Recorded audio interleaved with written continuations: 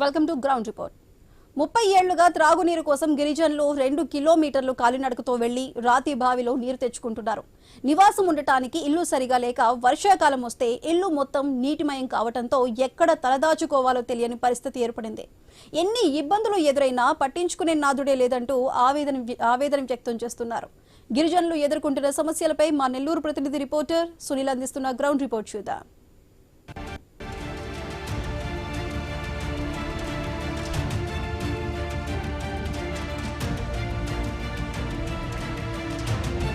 పాలకులు మారినా రాజకీయ నాయకులు మారినా నెల్లూరు జిల్లాకు సంబంధించి అదేవిధంగా ఉమ్మడి నెల్లూరు జిల్లాకు సంబంధించి కూడా ఎన్నో గిరిజన కుటుంబాలు రోడ్డున పడుతున్న పరిస్థితి అయితే ఉంది. అయితే ఎన్నికల్లో ఆ గిరిజన ఓట్లు ఉపయోగించుకుంటున్నారు కానీ వాళ్ళకి ఏ సమస్యలు వచ్చినా కూడా స్థానిక రాజకీయ నాయకులు అదేవిధంగా గల్లీ నాయకులు కానించి సర్పంచుల వరకు ఎవరు పట్టించుకోని పరిస్థితి అయితే ఉందని కూడా మనం దాదాపుగా చెప్పుకోవచ్చు. అయితే మనం ప్రస్తుతం ఉమ్మడి నెల్లూరు జిల్లాకు సంబంధించి దొరవారసత్రం మండలం కొత్తపల్లి పంచాయతీ కల్జుమిట్ట గ్రామంలో అయితే మనం ఉన్నాం.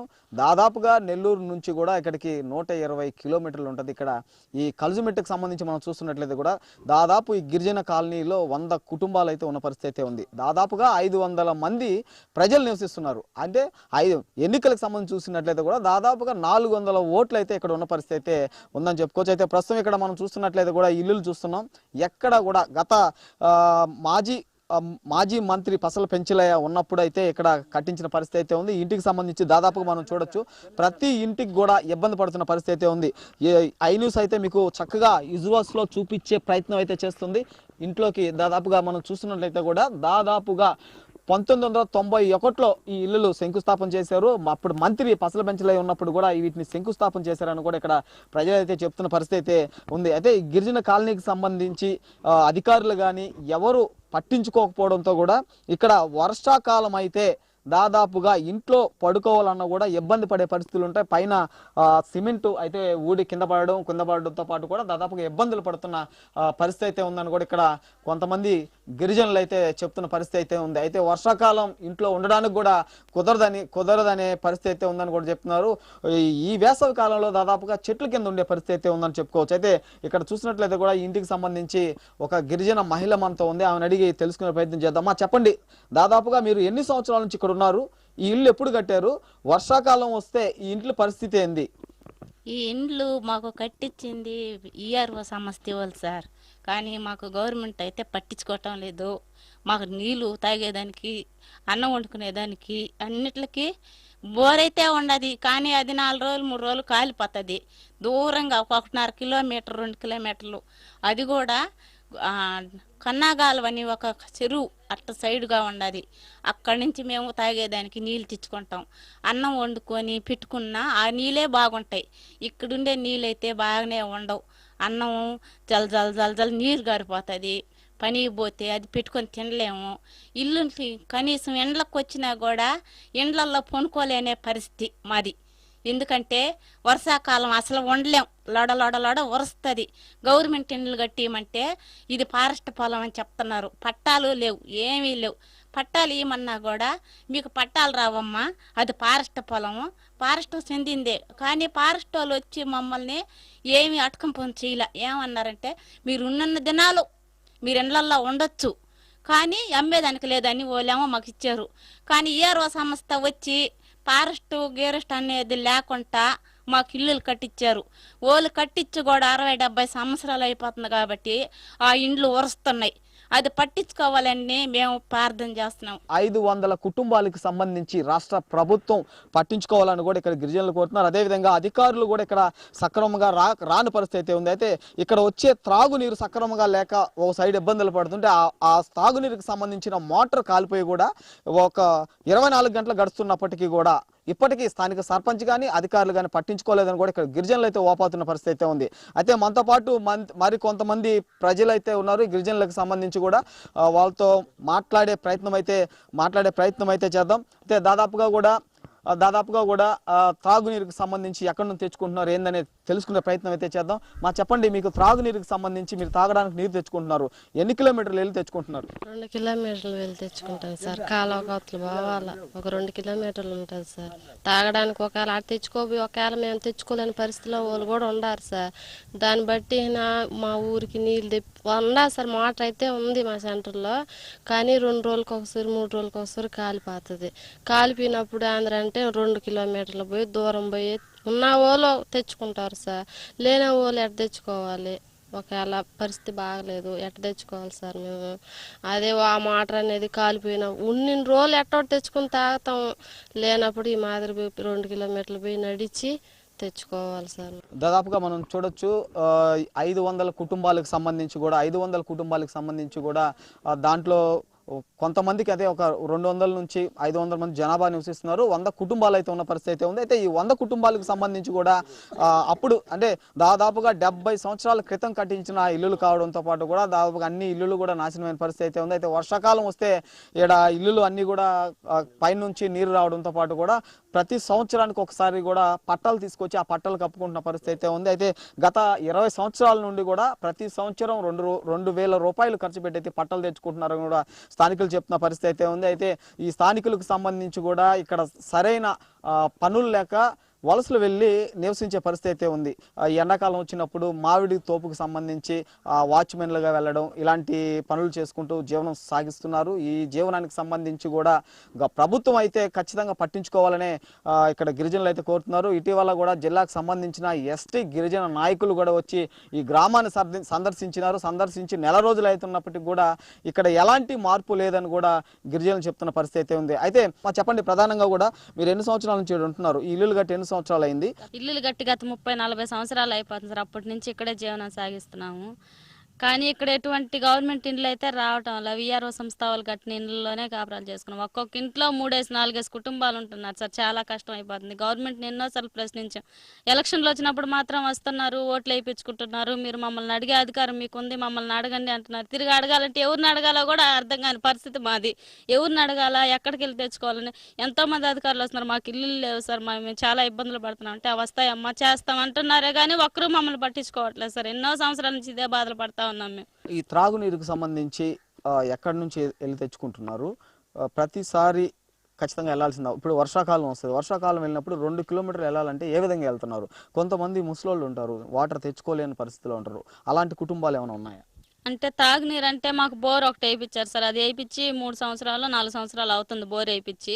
ఆ బోర్లో నీళ్లు వర్షాకాలం అయితే బాగానే వస్తాయి, కానీ తాగడానికి పనికిరావు. ఆ నీళ్లు వాడుకోవడానికి, స్నానానికి, ఏదన్నా ఉపయోగం చేసుకోవడానికి, కానీ తాగడానికి అయితే పనికిరావు. తాగడానికి 2 కిలోమీటర్లు వెళ్ళి తెచ్చుకోవాల్సిన పరిస్థితి ఉన్నది సార్ మాకు. ఎన్ని సంవత్సరాల నుంచి ఆ 2 కిలోమీటర్లు వెళ్ళి తెచ్చుకుంటున్నారు? గత 30-40 సంవత్సరాల నుంచి ఇదే పరిస్థితి సార్ మాకు. ఎప్పుడైనా కూడా దాదాపుగా ఇప్పుడు మీరు తెచ్చుకోగలరు, వెళ్తారు, తెచ్చుకుంటారు. కొంతమంది ముసలితనంలో ఉండేవాళ్ళు ఉంటారు. అలాంటి వాళ్ళు ఎలాంటి నీరు తాగుతున్నారు? అలాంటి వారు బోర్ నీళ్ళే తెచ్చుకొని తాగుతున్నారు సార్. ఆ నీళ్ళు తాగలేక అంటే కొంతమంది తాగలేక ఏదో కుర్రపిల్లకాయలను బతులు ఆడుకొని తెచ్చుకుంటున్నారు. వాళ్ళు తెచ్చిచ్చే వాళ్ళు తెచ్చిస్తున్నారు, తెచ్చిలేని పరిస్థితి. ఆ నీళ్ళే బోర్ నీళ్ళే తాగి సర్దుకుంటా ఉన్నారు సార్. ఆ బోర్ నీళ్ళు తాగిన వాళ్ళు చాలా వేడి చేసిపోయి ఒంట్లో హీట్ వచ్చేసి చాలా ఇబ్బందులు పడుతున్నారు సార్.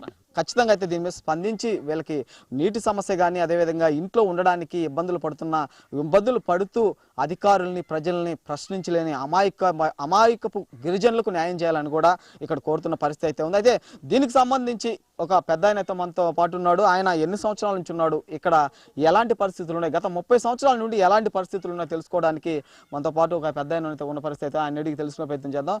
ఎన్ని సంవత్సరాల నుంచి ఉన్నావు? నువ్వు వచ్చిన తర్వాత ఈ ఇల్లు కట్టారా? నువ్వు రాకముందు ఇల్లు కట్టున్నారా? ఇల్లు కట్టిందా 35 40 దాకా అయిపోయినాయి సార్.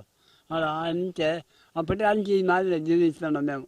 ఇప్పుడు ఒకరు వచ్చేది అటు పోయేది ఎవరు మాకు పట్టించుకోండి. కాబట్టి ఆ నీళ్ళు కొంతమంది తాగేది 5 కిలోమీటర్లు 3 కిలోమీటర్లు మళ్ళీ తాగేదానికి ఒక బిందె నీళ్ళు తెచ్చుకుంటాం. అవి వంట చేసుకుంటారు, కొర వంట అవి వాడుకుంటాం. అంతేగానే లేకపోతే లేదు అదే సమస్య ఉండం. మీరు వచ్చిన నాయకులను కానీ అధికారులను కానీ సర్పంచ్ని కానీ అడిగారా? ఎవరు పట్టించుకోలే. ఆ రోజు వస్తారు పోతారు అంతే. ఓట్లు వేస్తారు పోతారు. లేదు ఏదైనా ఇబ్బంది అయితే అక్కడ చేస్తారు, అటు వెళ్తారు. కొరవప్పుడు గమ్మని అవుతారు. మేము పోయి ఆ బావికి 3 కిలోమీటర్లు పోయి తెచ్చుకోవాలి మేము. ఉదయం సాయంత్రం వెళ్ళి త్రాగునీరు తెచ్చుకోవాలి. త్రాగునీరు తెచ్చుకొని ఆ నీరుతోనే వంట చేసుకోవాల్సిన పరిస్థితి. ఇక్కడ లోకల్గా ఉన్న మోటార్ నీరుతో వంట చేస్తే గంట నుంచి 2 గంటల లోపు వీళ్ళు చేసుకున్న వంటలన్నీ కూడా చెడిపోతున్న పరిస్థితి అయితే ఉందని కూడా ప్రజలు చెప్తున్నారు. అయితే దీని మీద అయితే ఖచ్చితంగా స్థానిక అధికారులు స్పందించాలి. అధికారులు స్పందించి ఇలాంటి అమాయకపు గిరిజన కుటుంబాలకు న్యాయం చేసి వాళ్ళు బ్రతుకు జీవనానికి ఒక బ్రతుకు బాటను ఏర్పరచాలని కూడా ఇక్కడ గిరిజనులు అయితే చెప్తున్న పరిస్థితి అయితే ఉంది. అయితే దాదాపుగా మనం ఇప్పుడు స్థానికంగా గిరిజన ప్రజలు ఎన్ని కిలోమీటర్ల నుంచి వాటర్ తెచ్చుకుంటున్నారు, ఆ వాటర్ పరిస్థితి ఏంది, అక్కడ వాటర్ ఎలా ఉందో చూసే ప్రయత్నం చేద్దాం.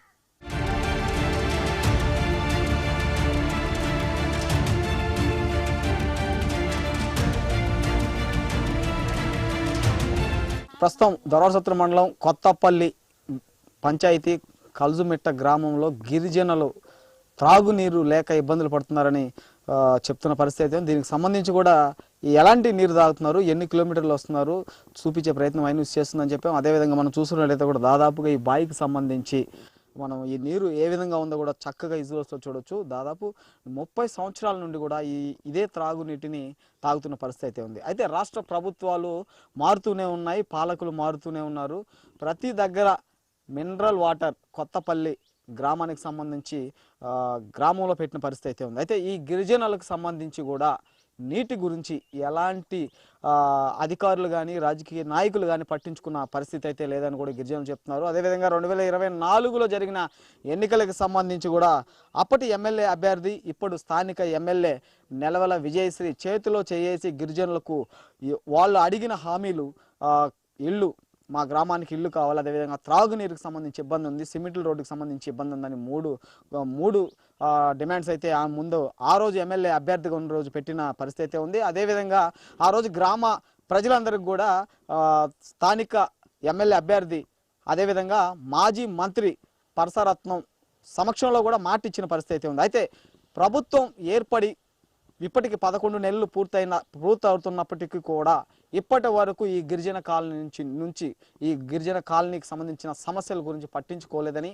గ్రామస్తులు ఆవేదన చెందుతున్నారు. అంటే ఎన్నికలకు ముందు ఓట్ల కోసం మేము పనికొస్తాం, ఓట్లు అయిపోయిన తర్వాత 5 సంవత్సరాలు ఇంకా మా దగ్గరికి ఎవరు రారు, ఇలాంటి పాలకులు అధికారులు ఉన్నన్ని రోజులు మా గిరిజన కాలనీ ఉపయోగకరంగా అంటే మా గిరిజన కాలనీలో అభివృద్ధి అనేది కనిపించదు, ఈ త్రాగునీరు సరిగా లేక అదేవిధంగా గ్రామంలో వేసిన బోరు నీరు త్రాగడానికి వీలు పడక కొన్ని సమయాలలో అదే త్రాగునీరు తాగడం వల్ల కూడా ఆరోగ్య సమస్యలు ఎక్కువగా అవుతున్నాయి అని చెప్తున్న పరిస్థితి అయితే ఉంది. అయితే ప్రస్తుతం మనం చూడొచ్చు ఈ బావికి సంబంధించి కూడా ప్రతిరోజు ఉదయం సాయంత్రం 4 గంటలకి గిరిజనులు వచ్చి ఇక్కడ త్రాగునీరుని అయితే తీసుకోబోతున్న పరిస్థితి అయితే ఉంది. ప్రస్తుతం ఇక్కడ మనతో పాటు పైన గిరిజనులు ఉన్నారు, వాటర్ కోసం అయితే వచ్చిన పరిస్థితి అయితే ఉంది.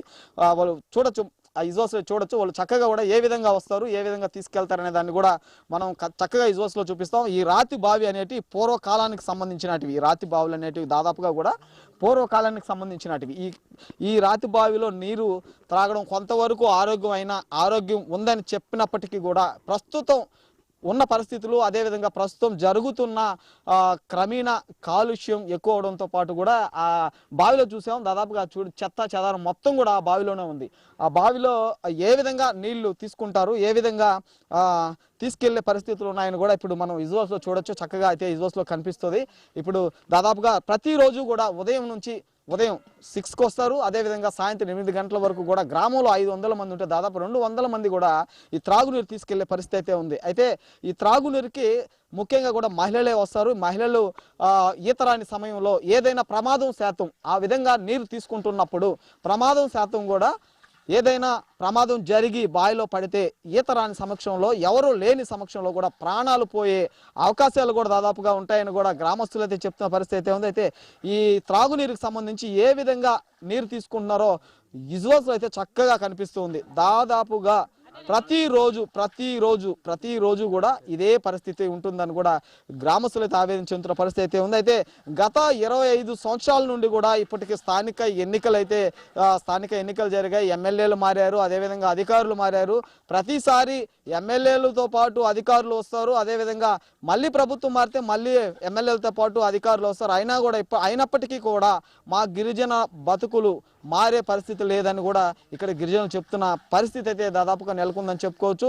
ఈ త్రాగునీటికి సంబంధించి కూడా స్థానిక ఎమ్మెల్యే ఇచ్చిన మాట ప్రకారం అక్కడ వాటర్ ప్లాంట్ కానీ అదేవిధంగా వాళ్ళ ఇల్లుకు సంబంధించి చూస్తున్నట్లయితే కూడా ఎక్కడ కూడా ఇల్లు సరిగా ఉన్న పరిస్థితి అయితే లేదు. ఈ ఇల్లు కూడా కట్టించాలని కూడా గిరిజనులు అయితే కోరుతున్న పరిస్థితి అయితే ఉంది. ఇలాంటి దౌర్భాగ్యమైన స్థితి అదేవిధంగా ఈ రాష్ట్రంలో దాదాపుగా కూడా ఇప్పటికీ ఈ బావిలోకి వెళ్ళి ఇలాంటి నీరు తెచ్చుకుంటున్న ప్రజలు ఉన్నారా అంటే ఉన్నారని చెప్పుకోవాలి. ఇక్కడ మనం యూజువల్గా చూసినట్లు కూడా ప్రతిరోజు గత 35 సంవత్సరాలుగా ఇదే విధంగా వీళ్ళు తాగునీరు కోసం వస్తారు, త్రాగునీరు తీసుకోపోతారు. ఇలాంటి వారి బతుకులు మార్చాలని కూడా గిరిజనులు చెప్తున్న పరిస్థితి అయితే ఉంది. ఈ సమస్యలపై కూడా విజయవాడకి వెళ్ళారు, అదేవిధంగా జిల్లా కలెక్టర్ ఆఫీస్కి వెళ్ళారు, స్థానిక మండల ఆఫీస్కి వెళ్ళారు, స్థానిక ఎమ్మెల్యే వద్దకు వెళ్తే కనీసం పట్టించుకోని కూడా పరిస్థితి అయితే ఉందని చెప్తున్నారు. స్థానిక ఎమ్మెల్యే ఆ ఎలక్షన్కు ముందు ఇచ్చిన హామీ ప్రకారం ఏదైతే హామీ ఇచ్చిందో 3 సమస్యలు మేము చెప్తే ఆ 3 సమస్యలు తీర్చుతామని కూడా హామీ ఇచ్చిందో ఆ హామీని లెక్క చేయకుండా కూడా అసలు పట్టించుకోని పరిస్థితి అయితే ఉందని కూడా ఇక్కడ గిరిజనులు అయితే చెప్తున్నారు. అయితే స్థానికులు చెప్పిన విధంగా కూడా ఈ గ్రామానికి సంబంధించి బ్రతుకు జీవనం కోసం మాకు ఏవి లేవని చెప్తున్న పరిస్థితి అయితే ఉంది. ఈ బ్రతుకు జీవనం ఎలా, అదేవిధంగా శ్మశానం ఆక్రమించుకొని చనిపోయిన వారిని అక్కడ పెట్టనివ్వకుండా చేస్తున్నారని చెప్తున్నారు. దీనికి సంబంధించి అధికారులు ఏ విధంగా స్పందిస్తారో తెలుసుకునే ప్రయత్నం అయితే మనం ప్రస్తుతం చేస్తున్నాం. ఇక్కడ ఈ త్రాగునీటి నుంచి కూడా నేరుగా గ్రామంలోకి అదేవిధంగా శ్మశానం వద్దకు వెళ్ళే సమస్యలను తెలుసుకునే ప్రయత్నం అయితే ప్రస్తుతం ఈ సమస్యలు ఏ విధంగా ఎమ్మెల్యే స్పందిస్తారు, అధికారులు స్పందిస్తారు, రాష్ట్ర నాయకులు అదేవిధంగా రాష్ట్ర ముఖ్యమంత్రి చంద్రబాబు నాయుడు స్పందిస్తారో చూడాల్సిన పరిస్థితి అయితే ప్రస్తుతం మన గ్రామానికి వెళ్ళి అక్కడ వలస వెళుతున్న గిరిజనులు ఎందుకు వలస వెళ్తున్నారు, వీరికి ఎలాంటి ఇక్కడ పనులు లేకపోవడం వల్ల వెళ్తున్నారు, వీళ్ళకి చెరువు ఉంది, ఈ చెరువుకు సంబంధించి ఎండాకాలం కూడా చేపల వేట చేసుకొని ఆ చేపలని అమ్ముకొని జీవనం కొనసాగిస్తారు. ఇలాంటి పరిస్థితిని కూడా ఆ చెరువులోకి ఎందుకు రానివ్వట్లేదు, చెరువులోకి రానికపోవడానికి కారణం ఏంటి అనే విషయాలు అయితే తెలుసుకునే ప్రయత్నం చేద్దాం.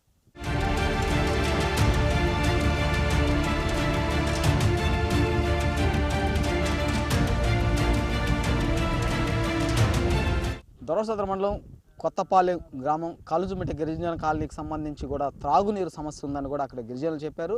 ఈ త్రాగునీరుకు సంబంధించి దాదాపుగా 2 కిలోమీటర్లు అయితే వెళ్లాల్సిన పరిస్థితి ఉంది. అయితే గిరిజనులతో పాటు కూడా ఐ న్యూస్ అక్కడికి గిరిజనులతో పాటు త్రాగునీరు వద్దకు వెళ్ళే ప్రయత్నం చేసింది. అదేవిధంగా 1.5 కిలోమీటర్ దూరంలో ఉన్న త్రాగునీరు కోసం అయితే ప్రస్తుతం గిరిజనులతో పాటు వెళ్తున్న పరిస్థితి అయితే ఉంది. అయితే ఈ త్రాగునీరుకు సంబంధించి గత 30 సంవత్సరాలుగా ఈ 2 కిలోమీటర్ల నుండి ఎలా తెచ్చుకుంటున్నారు, అసలు ఆ త్రాగునీరు ఏ విధంగా ఉంటాయి, ఆ త్రాగునీరుకి సంబంధించి రాతి బావిలు అంటే పూర్వకాలం బావిలు అంటే అప్పుడు వ్యవసాయం చేసుకోవడానికి సక్రమంగా వర్షాలు రానప్పుడు పడిన భూమిపై వర్షాలు వచ్చి భూమిపై పడిన నీరుని నిల్వ ఉంచేందుకు రాతి బావిలు అనేటి అప్పుడు పెద్దవాళ్ళ కాలంలో చేసిన పరిస్థితి అయితే ఉంది. అయితే ఇప్పటికీ కూడా ఇంత నాగరికత పెరుగుతున్నప్పటికీ ఇప్పటికీ ఈ గిరిజన కాలనీలో ఉంటున్న 500 మంది ప్రజలు అదేవిధంగా 100 కుటుంబాలకు సంబంధించి ఇదే నీరు తాగుతున్నారు. ఈ త్రాగునీరుకు సంబంధించి ఏ విధంగా ఉంది తెలుసుకునే ప్రయత్నం చేద్దాం. అదేవిధంగా ఆ త్రాగునీరు ఏ విధంగా ఉందో కూడా మనం వెళ్ళి చూసి చక్కగా ఇజోస్లో ఆ త్రాగునీరు ఏ విధంగా ఉందో బంధించే ప్రయత్నం అయితే చేసే పరిస్థితి అయితే ఉంది. అయితే కొంతమంది గ్రామస్తులు మనతో ఉన్నారు, వాళ్ళని అడిగి తెలుసుకునే ప్రయత్నం చేద్దాం. చెప్పండి, ప్రధానంగా కూడా మనం త్రాగునీరుకు వెళ్ళాము అక్కడ పరిస్థితి కూడా చూసాము. అదేవిధంగా 2 కిలోమీటర్ల వరకు మీరు తలపై మోసుకొని తెచ్చుకుంటున్న పరిస్థితి అయితే ఉంది. అయితే 2024లో జరిగిన ఎన్నికల్లో స్థానిక అప్పుడు ఎమ్మెల్యే అభ్యర్థి విజయశ్రీ మీ దగ్గరకు వచ్చింది, ఓట్లు అడిగింది, అదేవిధంగా మీకు హామీలు ఇచ్చింది. అక్కడ ఇల్లు కట్టిస్తాం, అదేవిధంగా త్రాగునీరు వేపిస్తాం, అదేవిధంగా సిమెంట్ రోడ్లు వేపిస్తాం అని కూడా చెప్పిందని మీరు చెప్తున్నారు. ఆమెతో పాటు కూడా సీనియర్ నాయకులు పరసా వెంకటరత్నం కూడా ఉన్నారని కూడా చెప్తున్న పరిస్థితి ఉందని చెప్తున్నారు. కానీ ప్రభుత్వం ఏర్పడి 11 నెలలు అయినప్పటికీ ఎందుకు పట్టించుకోలేదు? ఆమె నియోజకవర్గం మొత్తం చూసుకోవాల్సిన పరిస్థితి ఉంటుంది. ఒకవేళ మర్చిపోయి వచ్చాము, మీరు గుర్తు చేశారా? మేము అప్పుడే మేము అనుకున్నామే సార్, ఎందుకంటే మనం మాట చెప్పాం కదా, చేస్తుంది ఎక్కడికి పోదు. అందుకని మేము ఆ మాటతో ఈ పొద్దు మేము కట్టుబడి ఉన్నాం. మేము కట్టుబడి ఉన్నాం కాబట్టి మమ్మల్ని పట్టించుకుంటున్నా లేదా పట్టించుకోలేదా? మేము అడిగాము, 3 అడిగాం. సిమెంట్ రోడ్లు 1, నీళ్ళు 2, 3 వచ్చే కాలనీ. అమ్మా మా ఇంట్లో చూద్దురా, మా ఇంట్లో చూసి నువ్వు చూసేసిపోయావు, ఏమని చెప్పేసి నేను చేస్తాను అని చెప్పేసి చేతిలో చీపిడేసి చేస్తానని చెప్పాను. మరి మళ్ళీ వచ్చావు నువ్వా, మీ ఎట్ట మమ్మల్ని గమనించావా? గమనించలా. మేము ఎవరు మేడుకోవాలా చెప్పు, ఎక్కడ పోయి చెప్పుకోవాలి మేము చెప్పు. దాన్ని బట్టి మేము కూడా వస్తారు, ఎవరొకరు వస్తారో మన కోసం, ఏ దేవుడు వస్తాడో మనం కాపాడుతాడు చేస్తాడని చెప్పేసి మేము కూడా గమ్ముగానే నిర్ణయంగా ఉన్నాం. ఎట్లా మీరు వచ్చారో మరి మీ ఇష్టప్రకారం మాకు చేయండి, మీ సత్ఫాయి మీద ప్రకారం మీరు చేయండి సార్. మాకు లేదంటే వదిలి మా జీవితం ఇంతే, మేము మోసుకుంటూ ఉంటాం. ప్రధానంగా కూడా మరి కొంతమంది ఉన్నారు, అంటే దాదాపుగా ఇక్కడ కాలనీ మొదలుపెట్టినప్పటి నుంచి ఉన్న వ్యక్తి, ఆ కాలనీలో ఒకప్పుడు ఆడ అంతా గుడిసెలు ఉన్న పరిస్థితి అయితే ఉంది. ఈ పెద్ద ఆయన వచ్చిన తర్వాత ఒక సంస్థతో మాట్లాడుకొని వీళ్ళందరికీ కూడా ఇల్లులు కట్టించారని చెప్తున్నారు. ప్రస్తుతం అయితే అప్పటి నుంచి ఇప్పటి వరకు త్రాగునీరు కోసం ఎలాంటి సమస్యలు ఎదుర్కొన్నారు, అదేవిధంగా ఆ సంస్థ వాళ్ళు ఇల్లు కట్టకముందు వీళ్ళు ఎలాంటి పరిస్థితి నెలకొన్నారు, భారీ వర్షాలప్పుడు ఈ గుడిసెలో కాపురం ఉంటున్న ప్రజలకు అధికారులు కానీ రాజకీయ నాయకులు కానీ గత 30 సంవత్సరాలుగా ఎలాంటి సహాయం చేశారో తెలుసుకునే ప్రయత్నం అయితే చేద్దాం. చెప్పండి, ప్రధానంగా కూడా ఆ ఇల్లు కట్టించింది కూడా మీరే అని చెప్తున్నారు. అప్పటి నుంచి కూడా ఇప్పటి వరకు తాగే నీరు మీకు సమస్య ఉంది. ఎన్నిసార్లు రాజకీయ నాయకులు మారినా అధికారులు మారినా మిమ్మల్ని పట్టించుకోవట్లేదని కూడా చెప్తున్నారు. మీరు అధికారులను ఇప్పుడు ఇటీవల ఎమ్మెల్యే గెలిచారు, ఎమ్మెల్యేగా గెలిచిన తర్వాత మీకు హామీ ఇచ్చారు త్రాగునీరు అదేవిధంగా ఇల్లు కట్టిస్తానని చెప్తున్నారని, ఏమన్నా పట్టించుకున్నారా? ఎవరు పట్టించుకోరా. అసలు పెసల పెంచులు ఉండగా మొదలుకొని నేను పెసల పెంచులు ఆ రాయి కూడా వేసిన చూపిస్తూ ఇప్పుడు రాయి అప్పుడు టెన్నిసి తిరిగి ఊళ్ళో నాయల దగ్గర పోయినా ఎవరు పట్టించుకోరా. ఆ ఎలసినప్పుడు వస్తారు, మా మగాలు చూస్తారు, ఏదో కొద్దిగా గొప్పలు ఇస్తారు, అంతే. ఆడవరకే పోతారు, ఆడవరకు మనం పట్టించుకునేది లే. ఆ యానిసి మీద ఎట్టబాలు చెరువు పోతే చేపలు పరుగురు కమ్ముకుంటారు, చెరువు డబ్బు తెచ్చుకుంటారు, 10 రూపాయలు ఇస్తామని చెప్తారు, ఇచ్చేదిలా. చెరువు పోతే కట్టేస్తారు, అపరాధాలు వేస్తారు, చెరువులో తగలబెడతారు. వాళ్ళు ఏడ బతకాలి మేము ఇప్పుడు మేము ఈ నుంచి మేము ఎట్ట బతకాలా, పనులు అయిపోతాయి. చెరువులో మెత్తాలు తెచ్చుకోవాలా, బతకాలా, మేము పిల్లకాయలు ఎట్ట బతకాలా, మమ్మల్ని రానికపోయా. పనులు ఉన్నప్పుడు మాత్రం చేయించుకుంటారు, 10 రూపాయలు మమ్మల్ని పట్టించుకోరు, అమలు చేస్తారు మా నాయుడు.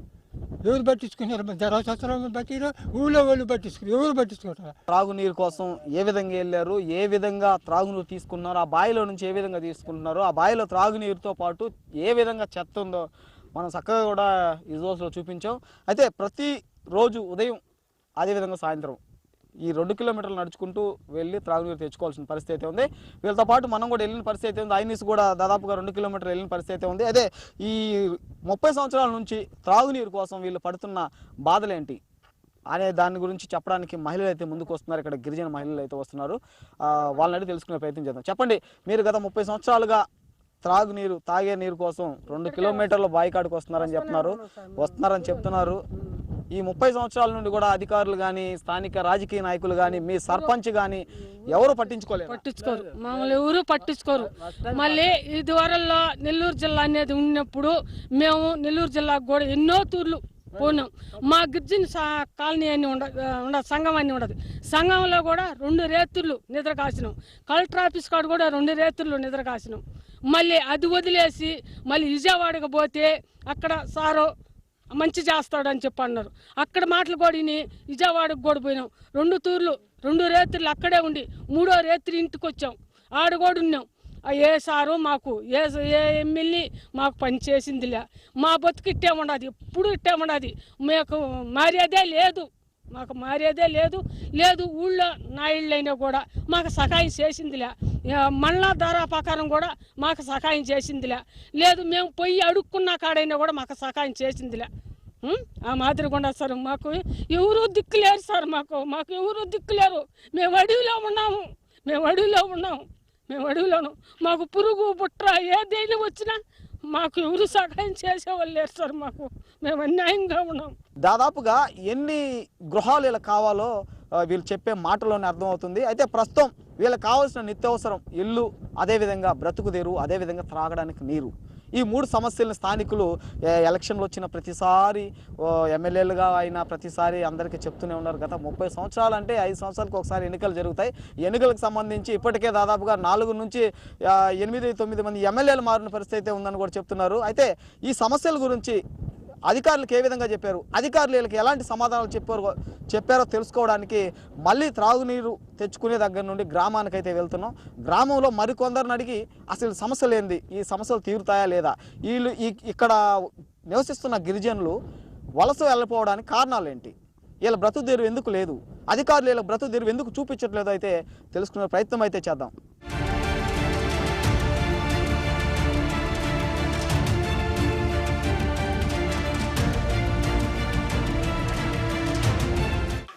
కొత్తపల్లి కలిసిమెట్టకి సంబంధించిన గ్రామంలో ఉన్నాం. ఈ గ్రామంలో సమస్యలన్నీ కూడా ఇప్పటివరకు చూసాం. ఇక్కడ సమస్యలను కూడా గిరిజనులు మనకు క్షుణ్ణంగా ఐన్యూస్కి అయితే చెప్పిన పరిస్థితి అయితే ఉంది. అయితే మనతో పాటు కూడా మరికొందరు గ్రామస్తులు ఇప్పుడు వచ్చిన పరిస్థితి అయితే ఉంది. ఆల్రెడీ తెలుసుకునే ప్రయత్నం చేద్దాం. మా చెప్పండి, మీ గిరిజన కాలనీకి సంబంధించి తాగునీరు, ఇల్లు లేక ఇబ్బంది బయటపడిపోయాయి.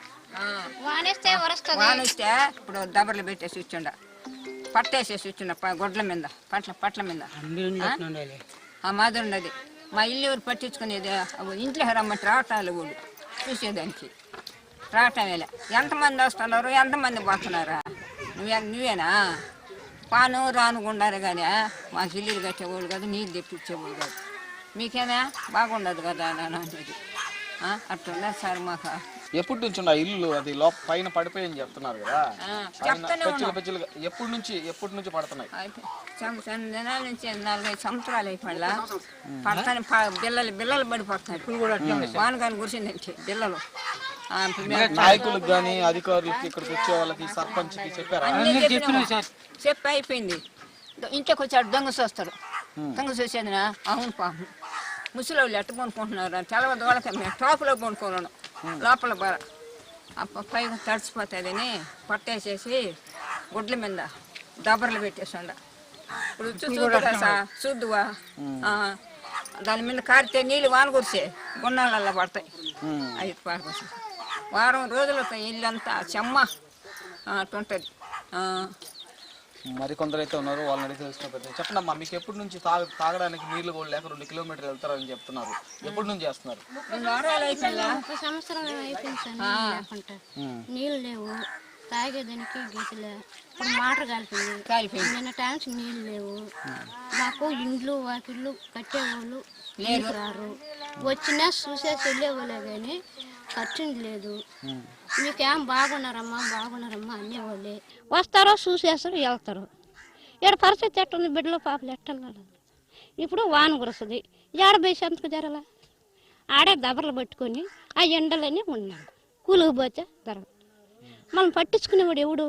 నెల్లూరు నుంచి దాదాపుగా 100 కిలోమీటర్ల దూరంలో మనం ఉన్నాం. దొరవసత్ర మండలం, అదేవిధంగా కొత్తపల్లి పంచాయతీలోని గిరిజన కాలనీకి సంబంధించి, కలిసిమెట్ట గిరిజన కాలనీకి సంబంధించి నీరు, ఉండడానికి ఇల్లు, అదేవిధంగా ఇక్కడ రోడ్ల సమస్య, ఈ 3 కూడా ప్రధానమైన సమస్యలైన గిరిజనులు అయితే చెప్తున్నారు. అయితే ఎంతమంది అధికారులు వచ్చినా, ఎమ్మెల్యేలు మారినా, ప్రభుత్వాలు మారినా, వచ్చిన ప్రతి ఒక్కరిని ఈ గిరిజనులు వేడుకుంటున్న పరిస్థితి ఉంది. మాకు ఇది ప్రాబ్లం, ఈ సమస్యలు తీర్చండి అని.